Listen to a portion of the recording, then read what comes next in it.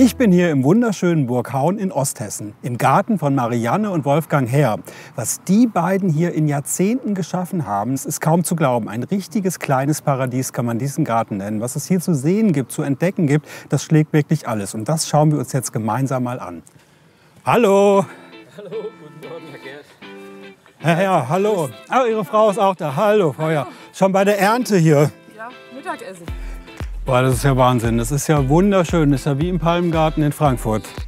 Ein Garten wie ein Traum. In jahrzehntelanger Arbeit haben Marianne und Wolfgang Herr sich hier aus einem Stück Wiese ein kleines Paradies geschaffen. Sie genießen ihr Rentnerdasein so gut es geht. Denn Wolfgang Herr hat bereits in frühen Jahren die schlimme Diagnose Multiple Sklerose erhalten. Seit 14 Jahren kann er sich nur noch mit Gehhilfen oder im Rollstuhl fortbewegen. Doch aufgeben ist nicht seins.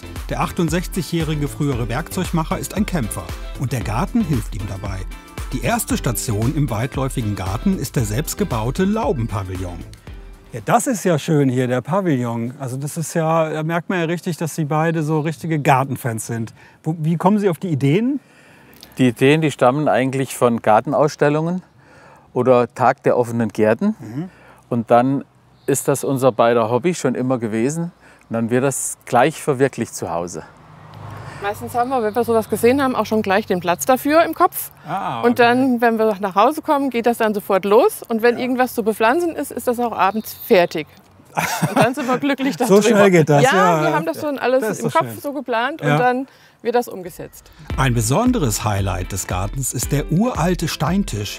Es war die Bodenportalplatte eines alten Hauses. Diese Platte ist über 300 Jahre alt Ja. und stammt von einem Bauernhaus hier aus der Nachbarschaft. Ja. Die sollte ursprünglich zerschlagen werden und für das Fundament verwendet werden. Ne? Da hat er mich gefragt, ob ich sie haben wollte. Ja. Ich sage, ja, selbstverständlich. Ich habe es mal ausgerechnet, die wiegt über 15 Zentner. Das ist ja Wahnsinn.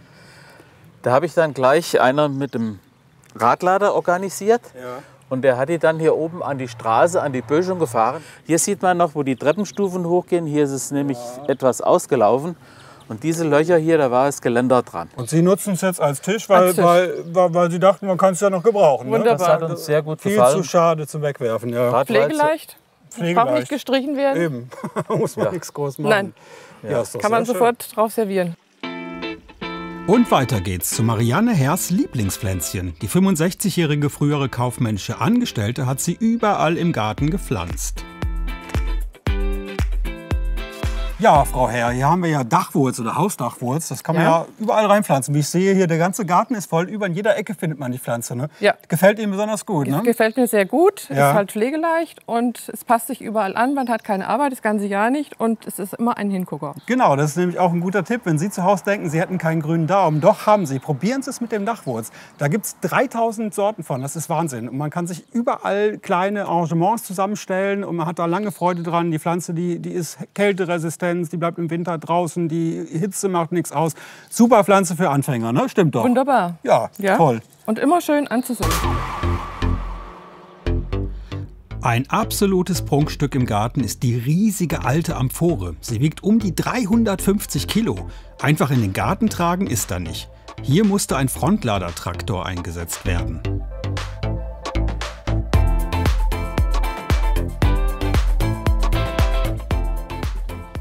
So, was ist das denn hier? Das habe ich noch nie gesehen in der Größe. Hallo. Mit Echo sogar. Mit Echo, ja, da staunt man. her? Wo haben Sie das her? Das ist ja Wahnsinn. Die habe ich aus dem Nachbarort am Baumarkt stand die dort. Ja, Und die hat mir so gut gefallen und da müssen wir die unbedingt haben hier. ja. Also die stammt von Zypern. Aus Zypern. Ja. Und da wurde Getreide und Oliven drin gelagert, so viel ich erfahren habe. Ja, ja. Und die stammt, hier ist sogar eine Jahreszahl drauf, aus 1855. 1855, dass das so lange hält, ne? Das ist ja irre. Ganz Ja, toll. die verwittert nicht. Ja, fehlt noch der Olivenbaum im Garten, ne? Wo man die Das, Oliven das, anlegen kann. das wäre schön, aber wo wollen wir den im Winter hinstellen? Das ist das Problem immer, ne? Im nördlichen Teil des Gartens kommen wir noch an einer alten Steinsäule vorbei. Auch hierzu kann Wolfgang Herr eine Geschichte erzählen, die fast tragisch geendet hätte. Das ist ja auch hier wunderschön, Sandsteinsäulen. Und hier ist ein Riss drin. Und dazu gibt es eine Geschichte, ne? Da gibt es eine Geschichte dazu, wo ich die geholt habe. Das war ein Eingangspfosten von einem Kuhstall. Ja. Und der sagte mir, die kriegst du gar nicht raus. Die sind einbetoniert, die kriegst du nicht raus. Und ich packte die so an und will probieren. Und in dem Moment fällt die in meine Richtung. Oh je. Ich spring zur Seite und da bricht die mitten durch. Und Sie lagen unten drunter? Gott sei Dank nicht. Ja. Das hätte etliche Knochenbrüche gegeben hier. Der Mittelpunkt des Gartens ist aber die Grillstelle, hier Giggelsburg genannt. 3 Jahre hat Wolfgang Herr daran gebaut, bis es nicht mehr ging. Aber ursprünglich hatte ich nur diesen Bausatz hier stehen. Ja. Und der hat mir partout nicht gefallen. Und dann habe ich in den 3 Jahren immer wieder drumherum gebaut, immer wieder größer, höher, bis dann ich eigentlich nicht mehr konnte. Weil für meinen Handling her war ich schon ziemlich angeschlagen. Ja. Und in der heutigen Zeit fällt mir es also immer schwerer. Es bleibt zu 95% an meiner Frau hängen. Aber wo nehmen Sie die Kraft her? Ich meine, es ist ja auch trotzdem anstrengend. Der Garten ist riesig, Sie bewegen sich ja auch durch den Garten. Sie müssen trotzdem Kleinigkeiten erledigen wahrscheinlich. Ja, das ist richtig. Also meine Frau gibt mir da sehr, sehr viel Kraft. Aber trotzdem, ich mache das noch, solange ich kann. Und es macht mir Spaß, macht mir richtig Spaß hier. Jetzt habe ich hier gesehen, Sie haben ja auch Ihre Grillpartys eingetragen. Ja, wir haben dieses Jahr auch runternehmen hier. Ja, einige genau. Male gegrillt. Das ist jetzt alles 2019 schon und das fing an am 15.02. Also auch im Winter wird hier gesessen und Also bei Schnee und Eis. Wintergrillen ist auch angesagt. Ja, das ist doch toll. Ja. Genau. Ja, sowas ist ja wirklich eine schöne Sache. Der Garten von Familie Herr. Ein wahr gewordenes kleines Paradies. Ein Wohlfühlort für Pflanzen und Menschen. Und weiter geht's auf unserer Reise durch besondere hessische Gärten. Ich bin hier im wunderschönen Gladenbach bei Familie Wege. Familie Wege hat einen Garten, der ist einfach traumhaft schön. Und noch schöner ist der Mittelpunkt des Gartens. Da gibt es etwas zu sehen, das haben Sie noch nicht gesehen. Das ist so schön. Bleiben Sie dran, das lohnt sich. Hallo, Frau Wege. Ja, hallo. Schönen guten Tag. Oh, Sie sind bei der Arbeit. Ja. Ja. Ich bin ja mal sehr gespannt hier auf Ihrem Garten. Also was man hier schon so ein bisschen sieht, hier eine schöne Statue, die gefällt mir schon sehr gut. Mal schauen, was wir noch alles zu zeigen haben. Ja, dann können wir ja gerade mal Ja, durchgehen. sehr gerne, sehr gerne. Im Garten von Familie Wege dreht sich alles um die Familie, denn Platz für alle gibt's genug. Von den 3000 Quadratmetern ist die eine Hälfte Ziergarten, die andere Hälfte Wiese mit Obstbäumen. Über allem wacht Ellenwege. Die 56-jährige Buchhalterin hat 3 Töchter und bereits 4 Enkelkinder. Da haben wir hier die ganzen schönen Obstbäume. Ne? Apfel habe ich gesehen, Kirsche, hier ist ein kleiner Birnbaum. Ja. Und die haben auch eine Bedeutung. Ne? Ja, die haben für uns eine Bedeutung. Und zwar steht für jedes Kind, was in diesem Haus geboren ist, Ja. ein Baum hier im Garten. Wie viele Kinder sind das bisher? Das sind jetzt, 5. Das eine ist unsere Tochter und 4 Enkelkinder. 4 Enkelkinder. Also Ja. Familienleben ist schon wichtig für Sie. Sehr ne? wichtig, sehr, das ist sehr schön, wichtig, ja. ja. Und das mit dem Baum, das ist ja eine tolle Sache, Bäume zu pflanzen. Ja, das ist eine alte Tradition. Und zwar wird die Plazenta unter dem Baum gelegt und der Baum obendrauf. In das Pflanzloch kommt die Plazenta rein. Ja. Okay, das ist doch schön. Da kann hat jedes Kind seinen Baum und kann dann später seinen Geburtstag unter dem Baum feiern sozusagen. Ja, Ne? natürlich. Und Ja. auch sein Obst halt auch holen. Enkeltochter Mathilda nimmt nun ihren Mittagsschlaf. Wir gehen weiter, denn Frau Wege möchte mir ihre Ruine zeigen. Jo, was sehen wir denn hier? Das sieht ja toll aus, Frau Wege. Ja, das ist unsere Ruine. Ruine. Ja, andere bauen sich ein Gartenhaus und Ja. hier eine Ruine. Ach so, das war praktisch von Ihnen gebaut. Hier war früher nichts. Hier war gar nichts. Hier war Acker, hier war Wiese. Das ist ja eine tolle Idee. So Ja. in der Tradition von, ich sag mal, Hanau-Wilhelmsbad gibt es das ja, in Wiesbaden im Schlosspark, dass früher so die Herrschaften haben sich Ruinen gebaut, um dann so eine mystische Atmosphäre zu erzeugen. Ja, einfach vielleicht. so einen Blickfang auch im Garten zu haben, was Schön. so ein bisschen der Garten noch beleuchtet Ja. ist. Und Ach, mal so ein kleiner das ist Schutzengel, ja hätte ich beinahe gesagt. Hallo, ja. hallo Wege, ich gebe Ihnen nicht die Hand, das sieht schwer Da aus. geht's. Ja doch, das geht. Was ist mit dem Engel? Er ist wieder wie neu. Ja, der wollte fliegen lernen, dem ist aber leider der Flügel abgebrochen. Hier kann man so ein bisschen sehen. Genau. Der wurde jetzt repariert. Genau. Und Von jetzt Ihrem Mann. von uns. Okay. Genau. Gemeinschaftsarbeit. Gemeinschaftsarbeit. Und der gehört hier der hin? Oder? kommt eigentlich da auf diesen Stein. Ah, okay. Ja, sehr schön. Der Engel steht wieder an seinem Stammplatz. Und weiter geht's. Zu entdecken gibt's an jeder Ecke etwas. Einen anderen Teil unseres Gartens. Aha. Oh, was ist das denn? Das ist ja interessant. Das sind die Grabplatten von meinen Großeltern und Urgroßeltern. Die sind hier begraben? Nein, mussten eingeebnet werden. Und wir haben dann das alles weggeräumt. Und die Grabplatten haben uns so gut gefallen, weil sie auch so ein bisschen alt sind. Das passt ja auch wunderbar zu dem Boden. Ja, das passt auch zum Stein. Und dann haben wir gesagt, das Ja. arbeiten wir jetzt hier in diese Terrasse ein. Das ist eine tolle Idee. Das heißt, Sie haben überall schon so die Familie. Also hier liegen die Großeltern, da hinten bei den Obstbäumen. Das für die Enkel. Also das alles spielt sich hier im Garten ab. Das ist doch eine tolle Sache. Ja, das ist schon, hat alles mit Familie zu tun. Sehr schön. Ja, dann gehen wir mal weiter.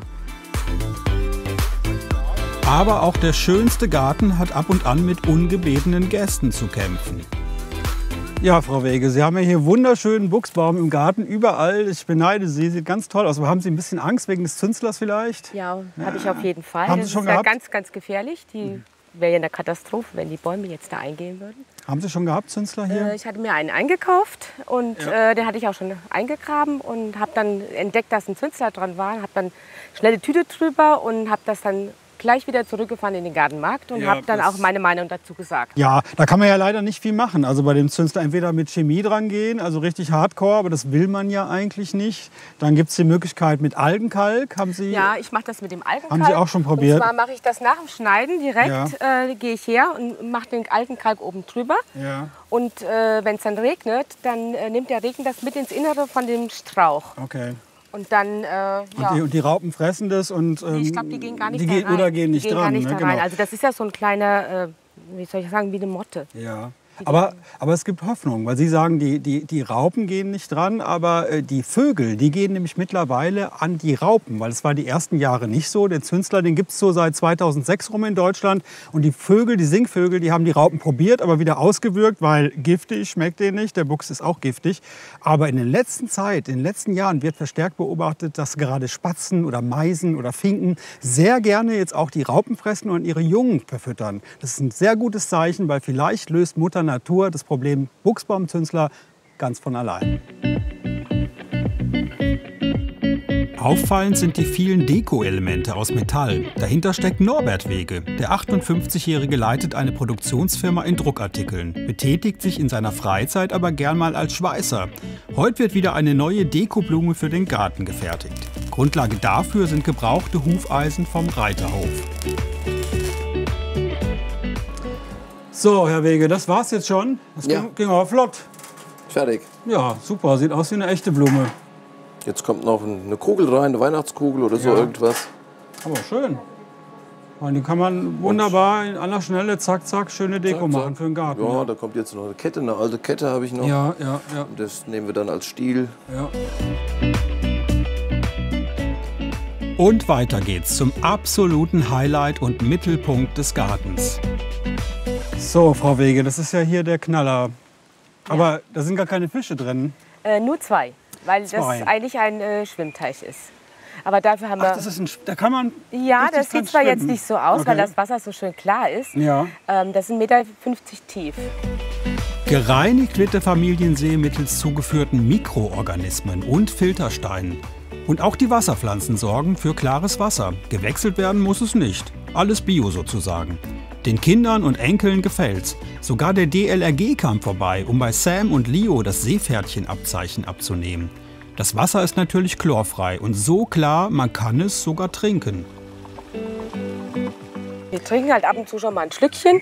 Ja, passiert ja beim Schwimmen. Ne? Ja, genau, wenn man mal Durst hat, dann macht man einfach mal den Kopf runter und dann trinkt man mal ein Schlückchen. Wenn der Teich halb leer ist, dann wissen Sie, die Enkel hatten wieder Durst. Genau.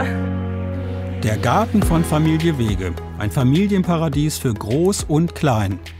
Von der Familie zur Kunst besuchen wir jetzt einen außergewöhnlichen Garten mit außergewöhnlichen Menschen. Ich bin hier in Schwickershausen, das ist ein Ortsteil von Bad Camberg, bei Karin und Gilbert Kirst. Die beiden haben einen ganz besonderen Garten, die sind nämlich sehr künstlerisch unterwegs. Hier geht es um Paris, um Beton, um Skulpturen. Wie das alles zusammenpasst, das zeige ich Ihnen jetzt. Rue de la Dame Rose.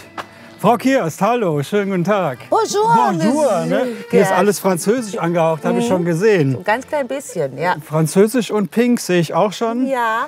Und das ist Ihr Mann. Ja. Hallo, schönen guten Tag. Yes. Hallo, Herr Das Gerst. ist mein Name. Ja, was machen Sie hier? Das ist ja auch toll. Ich beende den Betonschuh, den Blumenkübel. Das ist Beton. Das ist Beton, ja. Okay. Ein Grundgerüst aus Metall Ja. und anschließend mit Beton verkleidet. Und ein florales Rosenmuster und Paris, Rosen, das ist Genau. alles so Liebe, Ja, sehe ich da schon. genau. Ah ja. Da braucht er nicht weiter mit mir drüber zu reden, dann weiß er das schon. Das muss schon ein bisschen pink sein, ein bisschen rose, dann ist alles super. Ja. Seit nunmehr 12 Jahren leben die beiden in ihrem Traumhaus mit Traumgarten. Verheiratet sind sie seit 37 Jahren und haben 3 erwachsene Kinder. Kunst gibt's hier an jeder Ecke. Überall im Garten liebliche Farben, pink überwiegt. Und über allem schwebt die Stadt der Liebe, Paris. Dazu passt das neueste Projekt von Gilbert Kirst. Der 55-jährige Techniker im Außendienst schraubt am Geburtstagsgeschenk für seine Karin. Jo, was haben wir denn hier für? Das ist der Eiffelturm, Gilbert. Ja, das ist schön. Wenn du erkennst, habe ich es richtig gemacht. Ja, ja. Das gibt eine Überraschung für die Frau. Die hat ihn eigentlich noch nicht gesehen. Ja, aber Der ist zu übersehen, gell? ja. Aufgrund der Größe lässt sich nicht vermeiden. Es soll zum 60. Geburtstag werden eigentlich. Warum Eiffelturm, Frau Kirst? Wir haben vor Jahren angefangen, da einmal hinzufahren, Nach Paris. nach Paris. Ja. Es war wunderschön. So die Romantiknummer Richtig, dann, ne? ganz genau, Und waren Sie schon genau. öfter da dann? Ja, ganz Ja. oft. 39 Mal war es bestimmt. Jetzt im September wird es das Kannst du 39. 39. Mal. Aber wir können immer wieder was entdecken. Sie sind auch so dann wie Ihre Frau so ein Romantiker oder? Ich bin halt mit meiner Frau verheiratet. Das reicht als Antwort, ist sehr schön, ja. Und hier haben wir schon das nächste Pärchen, 2 Goldfische in Love. Und gleich nebenan 2, die sich erst langsam näher kommen. Aber das kann ja noch werden. Das sind Schildkröten hier, das ist ja toll. Sind das so griechische? Das sind ganz normale griechische Landschildkröten. Ja. Ja. 2 Stück. In ihrem eigenen Reich. Aber wie kommt man da dran? Ich habe mal gehört, man darf die ja gar nicht verkaufen, oder wie ist das? Die sind zertifiziert, registriert Ja. mit Foto, muss jährlich ein Foto machen, muss es an die zuständige Stelle schicken. Jedes Jahr? Ja, jedes Jahr mit Okay. Foto, ja. Damit die sehen, das Tier lebt noch und es ist noch hier. Ja, wirklich zur illegalen Zucht oder wie auch immer. Es gibt ja viele, die auch illegal züchten. Aber das ist ja schon so ein Paradies hier, ne, Frau Kirst? Also die haben es richtig gut, ja. vor allen Dingen Doch, hier auch wirklich. die Kräuter, Salbei sehe ich da. Haben wir Also- auch alles gepflanzt, dass Ja. das jetzt so schnell alles explosionsartig da gewachsen ist und wir dann unsere Schildkröten suchen müssen. Und Sie haben sich aber auch informiert, ob die das wirklich fressen. ja, ne? ja, natürlich. Wir haben eine Liste und so bin Bis ich auf das einkaufen. Schilf sind es nur Pflanzen, die Schildkröten fressen, Genau. damit es halt ein Selbstläufer ist. Tolle Sache. Da, jetzt frisst sie da Ja. die Blumen. Aber ist ja gewünscht, ne? Ja, soll Ja, alles, ja. alles also fressen. es wächst schneller nach, wie die fressen. Ja. Muss man sich gar nicht groß kümmern, ne? Nein. Aber die werden ja, wie viel? 100 Jahre alt oder was? Die werden älter wie wir auf alle Fälle, ja. Ja. Die sind jetzt gerade mal, der Große hier, der ist gerade mal 5 Jahre alt. Und haben Sie das schon ist festgelegt, wie das jetzt in 50 Jahren ist, wer sich da weiter kümmern soll? Und Ja, diejenigen, die das Haus nehmen, gell? Ist Ach so, ja die klar. müssen die da mitnehmen. Genau. Das Die müssen die Schildkröten damit Ja, nehmen. genau. steht im Kaufvertrag dann Genau, drin. das Mit, ist mit wohl- Emma und, wie hieß die andere? Emil. Emil, Wir mit haben ja Emma und Kinder, Emil. Das heißt, wenn sie das Haus wollen, müssen sie die Schildkröten Ja, mitnehmen. genau. Sehr schön. Aber noch wird das Haus ja nicht verkauft. War ja auch genug Arbeit. Aus einem verwilderten Grundstück wurde mit viel Aufwand ein kleines Paradies. Aber auch hier gilt, nichts überstürzen. Ja, das ist ja alles hier schon sehr, sehr zugewuchert gewesen. Ne? Ja, richtig. Ja. Ja, wenn Sie auch so ein Grundstück mal haben oder kaufen möchten, dann ist das nämlich genau richtig. Erstmal alles rausmachen, denke ich mal, wo Sie der Meinung sind, das gehört hier nicht hin. Und dann aber nichts überstürzen, weil Pflanzen wachsen schnell. Bevor ich eine kleine Fichte oder eine Konifere in den Garten setze, die ist dann ruckzuck 20 Meter groß. Erstmal zur Ruhe kommen, sich das anschauen, ein halbes Jahr, ein Jahr und in Ruhe überlegen, wo pflanze ich was hin. Sonst hat man früher oder später wieder genau den Dschungel, den man vorher nicht haben wollte. Neben dem Betonschuh und dem Eiffelturm entdecken wir noch viel mehr Kunst im Garten. das sieht ja sogar so ein bisschen weihnachtlich aus, ne? Oder sogar ganz schön schwer. Ja, so ein Weihnachtsengelchen. Das hatten wir für einen Kreativmarkt gemacht, hier in der Nachbarschaft. Zur Weihnachtszeit auch? Zur Weihnachtszeit, okay. Deswegen auch den Stern und Engel in 3 verschiedenen Größen eigentlich. Es war mal eine Erfahrung, es war auch ganz toll an sich, auch die Atmosphäre und so, aber wir haben viel zu viel gemacht, weil wir wussten nicht, was uns erwartet. Sieht doch nett aus, also es hat was. Doch. Und das, wie haben Sie das gemacht, mit einer Form? Oder? Mein Mann hatte so eine Styrodorplatte gekauft. Ja. Und dann hat er die angezeichnet, mit dem Cutter ausgeschnitten. Dann entsteht ja so die Figur und dann halt Beton reinlaufen lassen. Stern gibt es auch noch, genau. Ja, super Sache. Eigentlich schön. Eigentlich der Stern auf Film, gell? Der Stern auf Fame. Ah, ja, stimmt. Können Sie im Garten Ihren Namen noch draufschreiben, Frau Kirst, und dann haben Sie hier alles gut. Stern of Fame. Ja, super Idee. Sehr schön. Den Stern bekommt dann die Pink Lady. Unter diesem Namen ist die 59-jährige Büroangestellte in Bad Camberg bei vielen bekannt. Und das hat seinen Grund. In ihrem Leben ist einfach vieles pink. Vom pinken Auto bis hin zum pinkfarbenen Rasenmäher. Ja, was ich ja unbedingt noch wissen muss, Frau Kirst, ich habe schon gesehen, auf dem Auto steht Pink Lady drauf, pinke Klamotten, pinke Flamingos. Die Farbe Pink überwiegt hier. Sie lieben Pink genauso wie ich. Sie sehen es ja auch vollkommen pink. Nee, warum? Woher kommt das? Also es fing irgendwie, glaube ich, so mit den Mädchen an. Klar, das hat sich so Ihre Töchter? Meine Töchter. Ja. Ja, und dann ging das immer so weiter. Der Faible wuchs. Es waren nachher nur noch Klamotten da, die meistens pink waren. Alles andere habe ich sowieso abgelehnt. Und wenn ich dann mal was anderes angezogen habe, das geht gar nicht. Du bist die Pink Lady, und wenn wir auf den Flohmarkt gehen und ich sehe von Weitem nichts Pinkes, dann weiß ich, du bist auch nicht da. Ich gehe auch ins Geschäft rein und gucke, ach, da hängt was Pinkes, gehe ich mal rein, oder es hängt nichts, dann brauche ich auch nicht da reinzugehen. Das ist dann für mich uninteressant, weil andere sagen, kaufe ich mir sowieso nicht. Und die Queen ist schon über 90 und hat immer noch den pinkfarbenen Mantel und den Hut an, also warum dann nicht ich auch? Genau. Ja. Was die Queen kann auch Frau Kirst. Der Garten von Familie Kirst, ein Liebesnest in Pink. Und nun geht's weiter in unseren letzten Garten. Jetzt wird es tierisch. Ich bin hier bei Anja Warnecke und Thomas Wetterer in Großumstadt. Die beiden wohnen in der Nähe vom Otzberg. Das ist wunderschön hier, und sie haben auch einen wunderschönen Garten. Und hier gibt's einiges zu erzählen und zu entdecken, und das schauen wir uns jetzt mal an. Hallo, Herr Wetterer. Ja, hallo. Hallo. Frau Warnecke, hallo. Schon bei der Ernte? Oder ja. Nee, die Ernte noch nicht, ne? Ist noch ein bisschen früh. Ja. Aber Sie haben es ja wirklich toll hier. Das ist ja paradiesisch. Wow, da bin ich ja mal gespannt, was es hier alles zu entdecken gibt. Würde ich auch mal sagen, wir gehen direkt los, ne? Ja, super. Der 500 Quadratmeter Garten am Rande des Odenwaldes birgt viele Überraschungen. Neben Gemüse und Zierpflanzen haben hier auch viele Tiere ein Zuhause gefunden. So gibt es Frösche, Fische, abends kommen die Fledermäuse und tagsüber sind die Vögel unterwegs und lassen sich gern füttern. Die Zeit im Garten ist Anja Warnecke sehr wichtig. Ständig probiert die 50-Jährige Neues aus, wie bei den Tomaten. Das ist jetzt mein kleines Tomatenreich. Ach, das ist ja toll. Alles verschiedene Sorten. Ja, um die 32. Okay. Braune Pflaume, überall sind Schirren. Cherokee, Purple, Kellogg's. Hat aber nichts mit Kellogg's Cornflakes zu tun. Kann man auch ohne Milch dann essen. Und die haben Sie alle selbst gezogen? Ja, aus Samen.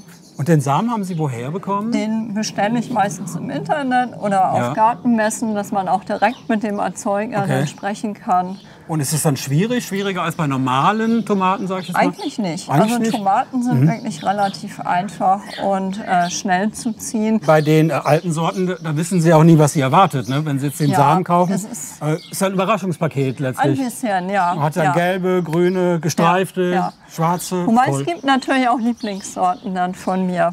Ja. Also wo ich dann sozusagen schon weiß, was auf einen zukommt. Aber die Spannung ist eigentlich das Schönste bei unbekannten Sorten dann. Ja, das ist toll. Das ist super schön, im Herbst das auszusuchen und sich dran zu erfreuen. Das ist so genau Ihr Ding, ne? Tomaten züchten, da kann man drin aufgehen, oder? Tolle Sache. Wenn Sie zu Hause auch Tomaten züchten wollen, so wie die Anja Warnecke, dann habe ich noch einen kleinen Tipp für Sie. Machen Sie doch, wenn Sie die Tomaten setzen, ins Pflanzloch ein paar Brennnesselblätter rein, weil die verrotten dann, das gibt der Wurzel ein bisschen Wärme, das mögen die Tomaten, und es ist ein super Dünger. Kleiner Tipp. Was im Garten auffällt, hier wird viel gegrillt. Gleich 3 Grills hat Thomas.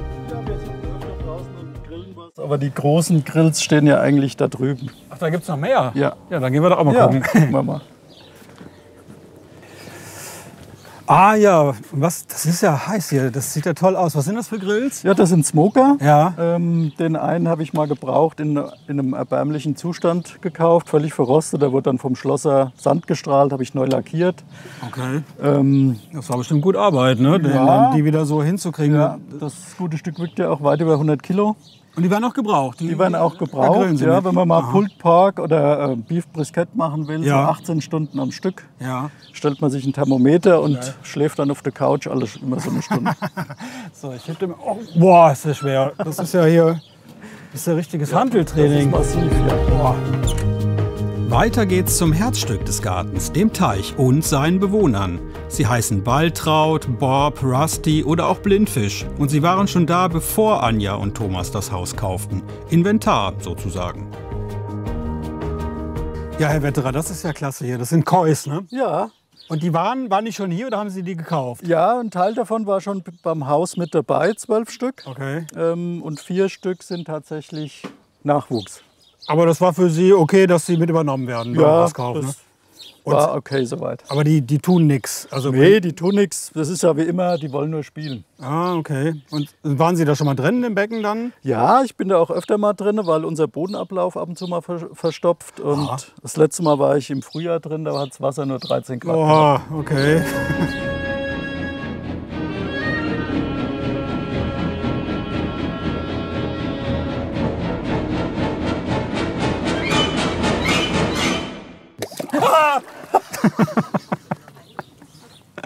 Ich weiß ja nicht. Ist schon ein bisschen komisch, ne? Also Sie sagen ja, Sie machen nichts. Nein, die sind ja nur am Lutschen und haben ja zum Glück keine Zähne. Also Ach, die haben gar keine Zähne? Nein, es geht unblutig. Nee, dann rein. Es ist halt auch immer viel Arbeit. Ja. Macht halt Arbeit. Man braucht Leute, die das in den Ferien betreuen. Und, Ja. Okay. Und die Fische im Winter, wenn das hier Eis drauf ist? Dann liegen die unten auf dem Boden und schlafen. Aha. Interessant. Die kriegen auch den ganzen Winter dann kein Futter mehr. Das ist denen ihre Ruhephase dann im Winter. Außer für die Haie, Kois, gibt's hier auch für andere Tiere immer ein Zuhause. Die Insekten haben ihr eigenes Hotel und dieses wird auch fleißig genutzt. Die Zimmer und Suiten sind fast das ganze Jahr ausgebucht. Und wo Insekten sind, da lauern auch die Frösche. Tagsüber sind sie auf Jagd und nachts wird gequakt. Na, wer da gut schlafen kann, hat's gut. Hühner gab's auch schon, sogenannte Leihhühner. Die hat Thomas seine Anja zum Geburtstag geschenkt. Werden mit allem, was dazugehört, gebracht und nach 14 Tagen wieder abgeholt. Schöne Idee. Jetzt geht's nun wieder ins Botanische. Anja Warnecke züchtet nicht nur Tomaten, ihr Herz gehört auch ebenso einer anderen Pflanze. So, hier ist das Gemüsebeet, ne? Ja, genau. Aha, Ganz tolle Sachen. Was gibt's alles? Kohl, rote Beete oder bunte Beete. Und Chilis haben wir da. Chilis, okay. Kochen Sie gern scharf? Ja, doch. Also in letzter Zeit auch gerne mal mexikanisch. Und ist es schwierig, Chilis zu züchten? Eigentlich nicht. Man muss ein paar Kleinigkeiten beachten. Ja. Also mein Tipp wäre, nicht alles auf die gleiche Stelle zu pflanzen, sondern das zu verteilen, weil da hat man weniger Schädlinge. Der Schädling findet das eigentlich nur, wenn es sehr konzentriert ist. Okay, und woher wissen Sie das alles, so, was jetzt den Standort, den Boden und so betrifft? Ja, also es hat ein bisschen mit meinem Beruf zu tun. Ich bin Berufsschullehrerin im Bereich Chemie und Biologie und Ja, dann weiß man schon ein bisschen was. Der Garten von Anja Warnecke und Thomas Wetterer. Ein wahres Paradies für Pflanzen und Tiere. Unsere kleine Reise durch 4 der schönsten und interessantesten Gärten Hessens geht zu Ende. Egal ob Ihnen die Pflanzen, die Menschen hinter den Gärten, die Tiere oder das Künstlerische besonders gefallen haben. Wir hoffen jedenfalls, dass Sie die ein oder andere Inspiration auch für Ihren Garten mitnehmen konnten.